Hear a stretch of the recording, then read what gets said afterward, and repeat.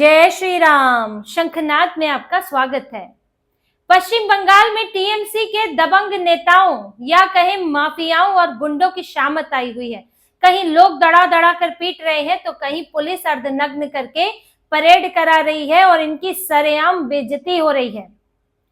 अभी बंगाल में टीएमसी के एक नेता के साथ ऐसा ही हुआ है।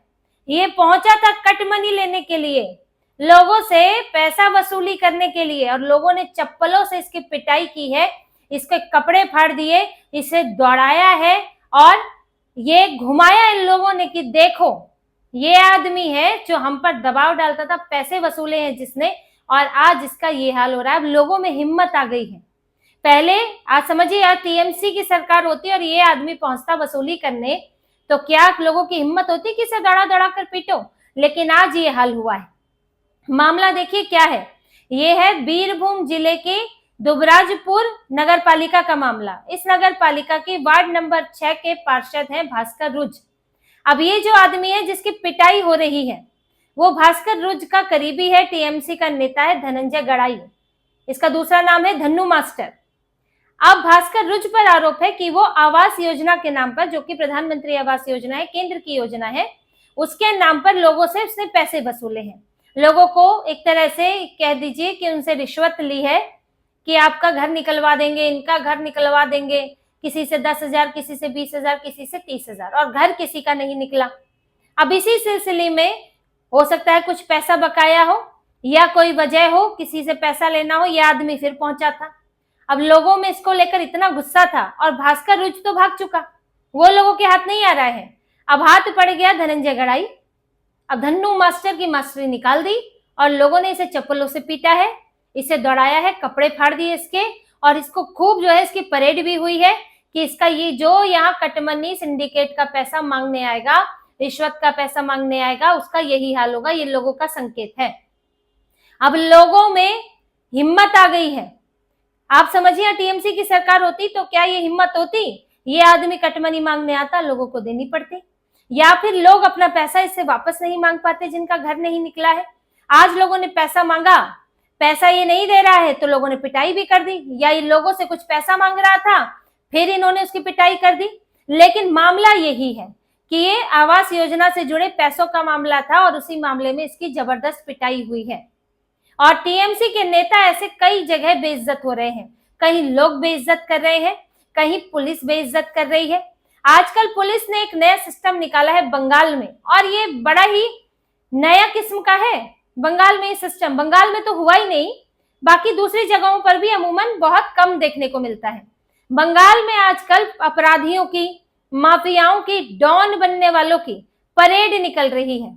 पुलिस इन्हें गिरफ्तार करती है, इनके अर्धनग्न सा करती है, इनके कुछ कपड़े ऊपरी कपड़े उतरवा देती है, कच्चा बनियान में इन्हें परेड करवाती है। पुलिस इन्हें बांध लेती है और फिर जिस इलाके में इनकी माफियागिरी चल रही थी, डॉनगिरी चल रही थी, जहां ये लोगों को डराया करते थे, खौफ फैलाते थे, वहीं पर इनकी ऐसी परेड कराई जाती है दिखाने के लिए, लोगों के अंदर एक भरोसा जगाने के लिए कि कानून से ऊपर कुछ नहीं है, पुलिस से ऊपर कुछ नहीं है। आज जब वो समय जब पुलिस इनके सामने जी हजूरी करती थी, लोग पुलिस के पास जाते थे, पुलिस जो है टीएमसी नेताओं के पास भेज देती थी।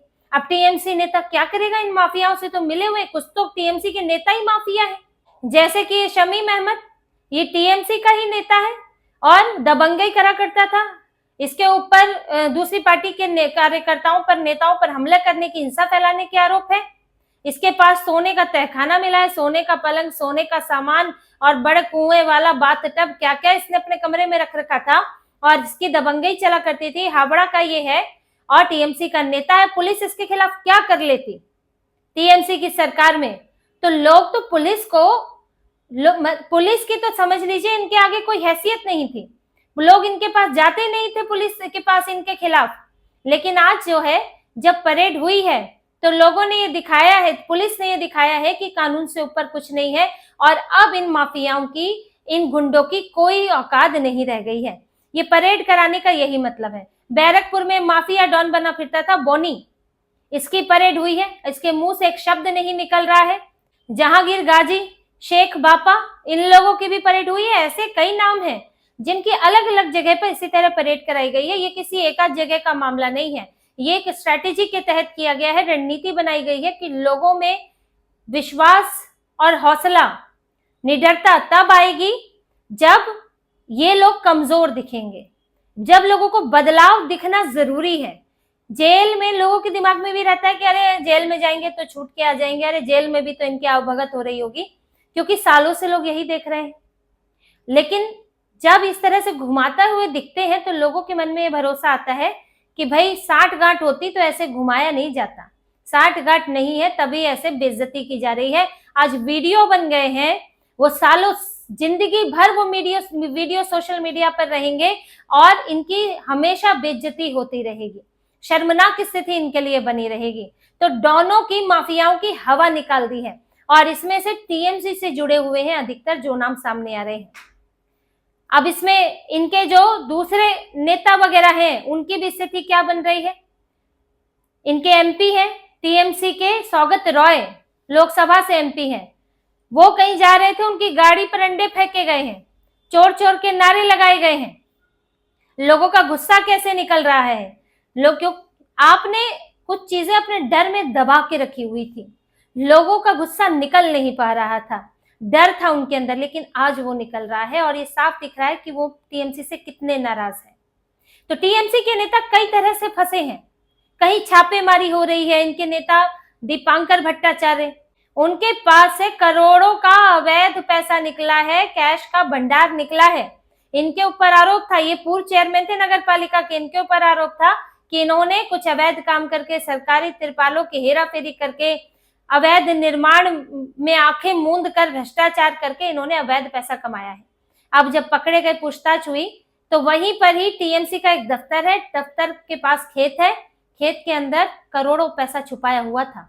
एक बैग भी था, ट्रॉली बैग, जिसमें करोड़ों करोड़ रुपया मिला है और ये पैसा बोरी में भर भर कर, कट्टों में भर भर कर खेत से ले जाया गया है। इतना पैसा, 500-500 के नोट मिले हैं। तो ममता बनर्जी के नेताओं पर इस तरह से कड़ाई हो रही है, इस तरह से सख्ती हो रही है कि अब जो है सब भागे फिर रहे। एक नेता दिलीप मंडल जो भाग गए, हिंसा का मामला था उनके ऊपर, और कहां पे पकड़े गए हैं, उड़ीसा में। जैसे ही पुलिस आई, दीवार फांद कर निकल गए, तो भागते फिर रहे हैं। लेकिन कब तक बचोगे, अलग अलग तरह से स्ट्रैटेजी चल रही है। माफियाओं का हाल ये किया जा रहा है, अगर अवैध संपत्ति है वो जब्त हो रही है, ईडी की एंट्री चाहिए, ईडी की एंट्री हो रही है। तो जिस भी तरह से ये इनके एक तरह से डर का माहौल, माफियाओं का माहौल, गुंडागर्दी का माहौल खत्म किया जा सकता है, वो कार्रवाई सरकार कर रही है। वही ममता बनर्जी के करीबी भी निशाने पर है, जो एक तरह से कह सकते हैं कि गलत तरीकों से सरकारी सिस्टम का फायदा, सरकारी संस्थानों का फायदा उठा रहे थे। अभिषेक बनर्जी की कई प्रॉपर्टी थी, जिसमें कई जो है वो अगर कहें कि सरकारी नक्शे के हिसाब से, सरकारी नियमों के हिसाब से नहीं बनी हुई थी, आज उन पर नोटिस चस्पा है। ऐसे ही ममता बनर्जी के भाई स्वप्न बनर्जी, उनकी आप स्थिति जानेंगे तो आप हैरान हो जाएंगे। स्वप्न बनर्जी इतने टैलेंटेड हैं कि वो चार स्पोर्ट्स एसोसिएशन, खेल संगठन, खेल संघ हैं जो चार, उनके प्रेसिडेंट हैं, उनके सेक्रेटरी हैं, उनका काम संभाल रहे थे एक साथ। बंगाल बॉक्सिंग एसोसिएशन के secretary, Bengal table tennis association के प्रेसिडेंट, बंगाल हैंडबॉल एसोसिएशन के प्रेसिडेंट और बॉक्सिंग फेडरेशन ऑफ इंडिया के जॉइंट सेक्रेटरी, ये 4 पद इनके पास थे। अब इनको नोटिस भेजा है बंगाल ओलंपिक एसोसिएशन ने। और आप ये भी देखिए, जो बंगाल ओलंपिक एसोसिएशन है, BOA, इसके एग्जीक्यूटिव कमेटी के भी ये सदस्य हैं, 5वां पद भी इनके पास है।